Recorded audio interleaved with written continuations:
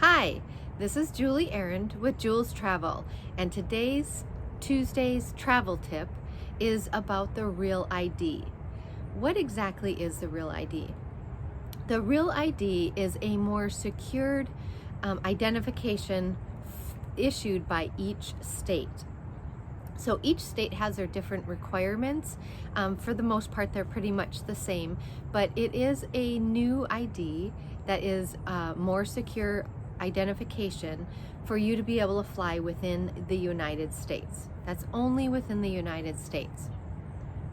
So you will need that to be effective October 1st of 2020. If you don't have a Real ID by October of 2020, you will be able to you can still use your passport, but if you don't have a passport, you will need that Real ID. So at some point you will need to go to the DMV. I know that's not very fun at all. It usually takes forever at the DMV, and especially depending upon where you live. But you will need to get that Real ID. So there are some basic requirements that are required to bring along with you in order for you to get that Real ID.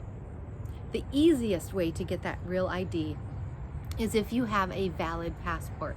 If you have a valid passport, you most likely will not need to have any other identification other than your Social Security card and and your current driver's license. If you don't have a valid passport, then you're going to need to bring along with you your Social Security card, a copy of your birth certificate. If you're married, you will need to bring along your marriage certificate if your name has changed. If you've been married multiple times, I would make sure and bring all of your marriage licenses. And if your address has changed, you will want to bring along a utility bill with your name on it, with your correct address, so that way they have all of the paperwork that they could possibly need. They do need the certified paperwork. Copies are fine, but they need it to be certified. It can't just be a copy without that stamp on there. So please make sure and bring all of that with you. That way you don't have to go back again, because going back and forth to the DMV is really not very much fun, right? So again, if you have a valid passport, bring that along. Bring your Social Security card. Bring your birth certificate and any marriage licenses that you have.